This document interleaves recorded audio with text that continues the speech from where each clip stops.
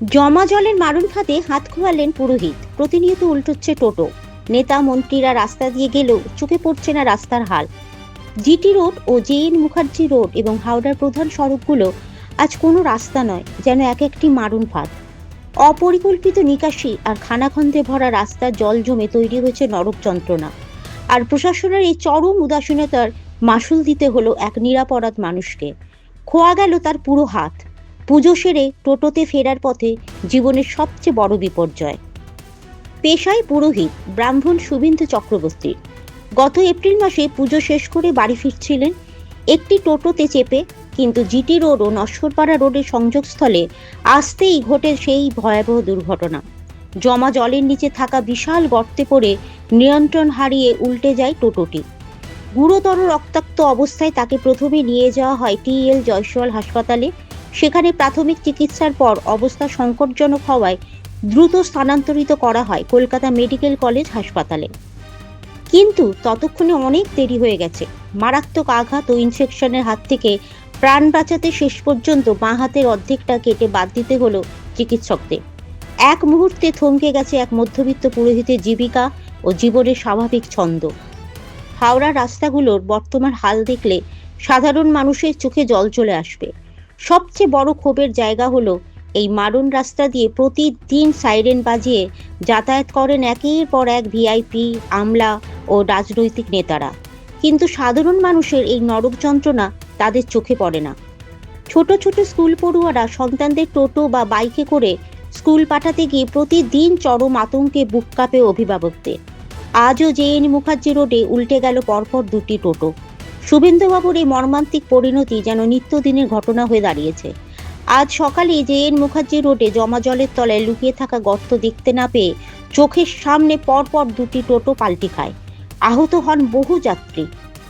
CPIM এর আমল থেকে আজ পর্যন্ত পরিবর্তন শুধু কাগজে কলমে? স্থানীয় বাসিন্দারা তীব্র আক্ষেপ ও ক্ষোভ উপড়ে দিয়ে বলছেন, সিপিআইএম এর আমল থেকে হাওড়ার এই নিকাশি ও রাস্তার দশা এক। বড় বড় ইঞ্জিনিয়ার এনে নকশা তৈরি করা হয় ঠিকই, কিন্তু কাজের বেলায় সব উল্টো। নিকাশি ব্যবস্থা সম্পূর্ণ ভেঙে পড়েছে। রাজ্যে নতুন সরকার আসার প্রায় 3 মাস অতিক্রান্ত হলেও অবস্থার বিন্দু মাত্র উন্নতি হয়নি। হাওড়াবাসীর একটাই তীক্ষ্ণ প্রশ্ন, আর কত হাত, পা কিংবা তাজা প্রাণ কাটলে ঘুম ভাঙবে পুর নিগম ও প্রশাসনের? কবে এই অভিশপ্ত মারণ রাস্তা থেকে মুক্তি পাবে সাধারণ মানুষ?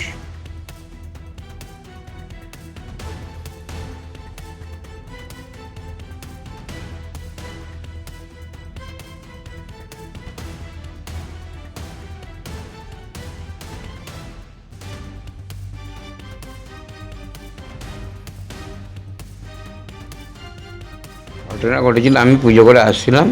পুজো করে আসার সময় যশোর হসপিটালের সামনে টোটোটা মানে উনি একটু ড্রিঙ্ক করেছিলেন, আমরা বুঝতে পারিনি। হ্যাঁ, টোটোটা উল্টে যায়, কেটে হাতটা আমার ছোটো আঙুলটা কেটে যায়, কেটে হয়ে যায়, আর আঙুলটা একটু এই হাতের চোট লাগে। তো লাগার থেকে আমি এখান থেকে জয়সওয়াল থেকে আমি হাওড়ায় যাই। হাওড়ায় বলো এখন ডাক্তার নেই হার্টের, তো হাওড়া থেকে আবার আমি এতে যাই আপনার মেডিকেলে, ওখানে বললো ডাইরেক্ট ডাক্তার নেই। তারপরে আমি আরজিকর যাই। আরজিকরে ওনারা দেখে অনেকক্ষণ ধরে চেক আপ করে এই আঙুলটা কাটেন। কাটার পরে বললেন যে আমরা তো শনিবার ছাড়া বসছি না, তো আপনি অন্য জায়গায় দেখান। তো বলতে আমরা সোমবারে এনআরএসে গেছিলাম। এনআরএসে ওনারা দেখে চেক আপ করে প্লাস্টার করে দেন। করার পরে এবার 1 সপ্তাহ পরে যেতে বলেন। 1 সপ্তাহ পরে আমি যখন গেছিলাম তখন প্লাস্টার খুলে বলেন ড্রেসিং করতে। তো আমি যখন ড্রেসিং করতে এসেছিলাম আমাদের এলাকায় এতে, তো উনি বলছেন এটা খুব খারাপ দিকে যাচ্ছে, তুমি ভালো জায়গায় করো। তো ভালো জায়গা বলতে উনি বললেন শ্রমজীবীতে। তো শ্রমজীবী যাওয়ার পরে শ্রমজীবীতে চেক আপ চলছিল, চলার পরে ড্রেসিং ঠিক হচ্ছে না। তো তারপরে আমাদের পাড়ায় একজন পুরোহিত যে থাকেন ভাইপো হন, উনি গেছিলেন, বললো কাকা তুমি এখান দিয়ে বেরাও, এই খুব চেক আপ ঠিক হচ্ছে না বলতে ওখান দিয়ে সঙ্গে সঙ্গে আমরা তারপরের দিনকে আপনার এতে সকাল বাজারে মহামায়াতে ভর্তি হই। ভর্তি হওয়ার পরে যিনি ডাক্তার, আমার নামটা ভুলিয়েছি ওনার, উনি বল্লভ দাস, উনি বললেন যে তো খুব খারাপ অবস্থা করে নিয়েছেন, এটা আর কিছুদিন থাকলে পুরো হাতটা আপনার বাদ দিত, মানে কি সুগারেই হাতটা পুরো পচিয়ে দিচ্ছিল। তো উনি সঙ্গে সঙ্গে ওটি করে, একদিন পরই ওটি করে এটাকে ঠিক করেন। নার্দে হাতটা বাদ যায়। হ্যাঁ, রাস্তার বলি হতে হতে হলো হাতকে। হাতকে কি কোথা থেকে আসছিলেন তখন, যে যখন আমি পার্কের মাঠ থেকে পুজো করে আসছিলাম। থেকে পুজো করে আসছিলেন? হুম। কজন এই ছিল? যে অসুবিধার মধ্যে কোনো নেতা মন্ত্রী আপনার সঙ্গে দেখা করতে এসেছিল এই দুর্ঘটনার পর? না, কেউ আসেনি? কেউ আসেনি। কোনো সাহায্যও পাননি? না, যে রাস্তার জন্য রাস্তা কতদিন ধরে খারাপ ছিল? রাস্তা অনেকদিন ধরে খারাপ। এই ঘটনাটা ঘটে কবে? এপ্রিল না মে মাসে? এপ্রিল মাসে আমার নাম শুভেন্দু চক্রবর্তী। টোটো থেকে পড়েছে, কেন টোটো হঠাৎ পড়ে গেল? টোটো থেকে পড়ে যে টোটোওয়ালা অ্যাক্সিডেন্ট করেছে। একটা গর্ত ছিল হ্যাঁ। জয়সালে, ওইখানটা দেখতেই পাবেন গেলে, ওখানটা একটা বড় মতন গর্ত আছে। এবার টোটোওয়ালা মানে এমন করেছে যে কাটা থেকে টোটোটা হ্যাঁ অ্যাক্সিডেন্ট করেছে, সামলাতে পারেনি, না। নিয়ে পড়ে যাওয়াতে তারপরে কি হলো? তারপরে তো আপনার ছেলে? বাড়িতে থানা থেকে পুলিশ ফোন করেছিল। থানা থেকে পুলিশ ফোন করবার পরেতেই তারপরে তো আমি কান্নাকাটি করছি, করে যে দেখলো যে রক্ত সব ভর্তি হয়ে গেছে। ওকে একটা ড্রেসিং করে দিয়েছে, ড্রেসিং করে এরকম ওই যে হাওড়া থেকে মেডিকেল থেকে আরজিকল থেকে, তারপরে বেনারস থেকে, তারপরে আবার সমজীবী যখন ভর্তি হয়েছে তখন পুরো পচে গেছে। তখন আমরা মানে যে শ্রমজীবীতে মানে বলছে এক্ষুনি 3,000 ওষুধ, 3,000 টাকার ওষুধ, 4,000 টাকার ওষুধ, সে বিল সমস্ত আছে। ভিক্ষে করে যাতে আমার ছেলে ভালো হয়। এই দুর্ঘটনাটা তো রাস্তা খারাপের জন্য হলো, তাই তো? কি হাত হ্যাঁ। চাপা পড়ে গেছিল টোটোর মধ্যে? চাপা, হ্যাঁ চাপাটা পড়ে গেছিলো। হাতটা চাপা। হ্যাঁ হাতের উপর টোটোটা পড়ে- হ্যাঁ হাতের উপর টোটোটা পড়ে গেছিলো। উনি টোটো করেই আসছিলেন? হ্যাঁ উনি টোটোয় করেই আসলে পুজো করতে গেছিলো, পুজো করে আর টোটোয় করে অফিস ছিল। এই ঘটনার পর এলাকার কোনো নেতা বা কেউ আপনাদের সাহায্যের জন্য এগিয়েছিল? না, কেউ আসে না আমার বাড়িতে, কেউ উগি মাত্র আসে না, কোনো নেতাও আসে না। হ্যাঁ একমাত্র করেছে আমার বাপি মান্না। আমি মিথ্যে কথা বলবো না, সে 300 দিক 400 দিক 500 দিক বাপি মান্না করেছে আমার এখানে কেউ কারো কিছু হলে উগি মারে না। সরকার বদল হয়েছে, কি মনে করছেন এই সরকার কি জানি। সাহায্যের হাত বাড়িয়ে দেবে? এখনও তো গেছিলাম, ওনারা বললো যে হাওড়ায় গেছিলাম, যিনি বসেন ওর কাছে গেছিলাম, উনি বললেন যে কোনো প্রাইভেটে ওই সরকারি হসপিটালে দেখাতে বলে গেল, এইটাই বলে গেল। জ্ঞান এটাই দিয়ে গেলেন আর কি। হ্যাঁ জ্ঞান এটাই দিয়ে গেল, তার কোনো মানে সাহায্য? না সাহায্যের দিকে হাত বাড়িয়ে দিয়ে যান না উনি, ওই জ্ঞানটাই দিয়ে গেলেন না ওরা। আচ্ছা, এই রাস্তার জন্য যে হাতটা মানে বাদ হয়ে গেল পুরোটা, মানে এটাই বলবেন তো? এটা হ্যাঁ রাস্তার জন্যই তো বাদ হলো, গভর্নমেন্টের গাফিলতি। গভর্নমেন্টের গাফলতির জন্য। আজকের দিনেও রাস্তাটা খারাপ। আমাদের তো সারা জীবন এই রাস্তা, আমরা তো পড়ে যাচ্ছি, ঝরে যাচ্ছি, আমাদের এই রাস্তাতে এরকমই হচ্ছে, কিন্তু কারো কিছু নজরে পড়ছে না, নজরে পড়ছে না।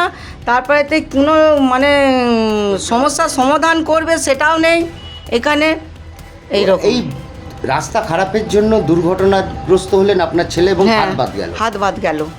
আজকে কি করে খাবে? পুজো করে খায় তো, এবার ওর পাশে কেউ তো নেই ওর পাশে। আর আমরা পাড়ার লোককে ভয়তে কাউকে কিছু বলি না, কেননা আমাদের পাড়ার লোকে এগিয়ে আসে না, তো বলবো কি করে? একটা পাড়ার লোক যদি এগিয়ে আসে তাহলে তো বলা যাবে। আপনার নাম? সন্ধ্যা চক্রবর্তী। আপনি ওনার কে হন? ওনার মা হই আমি। রাস্তা সম্বন্ধে বলতে আমাদের যখন কংগ্রেসের পিরিয়ড ছিল, আজ থেকে আমাদের বয়স তখন 12-13 বছর, যে হাইড্রেন হয়েছিল সেই হাইড্রেনে মানে সেই নিকাশি ব্যবস্থা তখন পরিষ্কার পরিচ্ছন্ন ছিল এবং কোনো কিছু একদম ডাইরেক্ট জল এখানে জমতো না। আর তারপরে যে যখন সরকার চলে যাওয়ার পর তারপরে ধরুন সিপিএম রাজত্বে আসলো, তখন এনারা সব ইঞ্জিনিয়ার সব নিয়ে নানান রকম সব করে যেখানে জল যাওয়া যেত সেইগুলো ব্লক করে দিয়ে আবার এইদিকে আলাদা প্ল্যানিং করলো।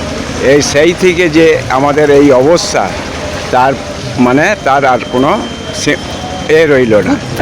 তৃণমূল যখন আসলো, তৃণমূলের সময় তখন আবার ওইটাকেই রিমোল্ডিং করে আবার ওদেরও ইঞ্জিনিয়ার এনে এবার ঠিকাদারের উপর পুরো দায়িত্ব দেওয়া হলো।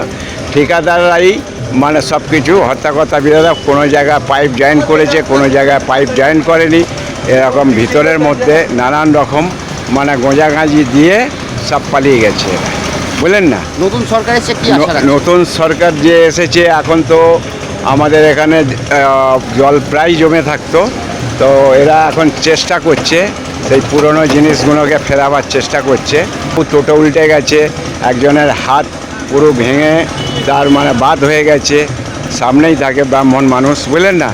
হ্যাঁ, পূজারি টোটো উল্টে যে তার এই অবস্থা হলো। এখন যা অবস্থা হসপিটালের সামনে জিটি রোডের মোড়ে, গো রোডে আগে জল জমতো না, এখন সেই জল ওরা কি করলো, ওখান থেকে নিয়ে এসে জিটি রোডের মেন পাইপের সঙ্গে ওখানে পাইপ জয়েন করে ওই পুরো জলটা এইদিকে ঠেলে দিল। এখন এই সমস্যা আমরা পড়ে আছি। এই রাস্তা নিয়ে আতঙ্কিত আছেন আপনারা? এই রাস্তা নিয়ে আতঙ্কিত, মানে সাধারণ মানুষ যেতে পারছে না, এবং বুড়ো বুড়ি তো রোজই 2-4 জন পড়ছে, এবং স্কুলের ছাত্রছাত্রীদের খুব প্রবলেম হচ্ছে। পরীক্ষার সময় ভীষণ অসুবিধায়, কাউকে কাঁধে করে নিয়ে যেয়ে কাউকে কোনো রকম রিক্সা উল্টে যাচ্ছে, এরম পজিশান। আপনার নাম? আমার নাম বিশ্বনাথ গিরি, 2 নম্বর ওয়ার্ডের প্রেসিডেন্ট, কংগ্রেস। পরিস্থিতি আপনাকে বলে আমি ডিসক্রাইব করতে পারবো না, মানে এত জঘন্য রাস্তা বোধহয় হাওড়ায় কোথাও নেই। এরকম রাস্তা কি আগেও ছিল? এমনি রাস্তা মোটামুটি প্রায়, আমি তো এখানে 10-12 বছর ধরে আসা যাওয়া করি, এর সামনে স্কুলে আমি পড়তাম। আগে রাস্তা জঘন্য ছিল, কিন্তু এতটা ছিল না। এখন কি কর্পোরেশনের কোনো কাজ হচ্ছে, চারিদিকে হাওড়ায় রাস্তাটা ঘুরে রেখেছে। সঙ্গে তো আপনি আপনার ফ্যামিলিকে নিয়ে যাচ্ছেন, হয়তো কোনো সময় বাচ্চাকেও নিয়ে যেতে হতে পারে। তা কি আতঙ্কে থাকেন রাস্তা দিয়ে গাড়ি চালাতে? আতঙ্কে আমি এখন ভাবছি কি আমি এগোবো কি এগোবো না, কারণ রাস্তার যা পরিস্থিতি আছে, কোথায় কি গর্ত আছে, চারিদিকে দেখছেন জল জমে রয়েছে, পাইপ লাইন দেখা যাচ্ছে, ওখানে কাজও হচ্ছে। আবার কিভাবে আমি যাব আমি বুঝতে পারছি না। এই রাস্তা প্রায় এই ভোটের পর থেকেই আমি দেখছি কি সব পাইপ লাইন বেছানোর কাজ চালু হয়েছে, তখন থেকে দেখছি আরও মানে রাস্তাগুলোর অবস্থা খুবই খারাপ হয়ে গেছে। কি হলে ভালো হয়? যথাসম্ভব রাস্তাগুলো বানানো উচিত আছে সরকারকে, নাহলে যে কোনো মুহূর্তে একটা বড় সড়ো, যাওয়ার সময় আতঙ্কে চালান গাড়িটা? সত্যি আতঙ্কেই চালাতে হচ্ছে।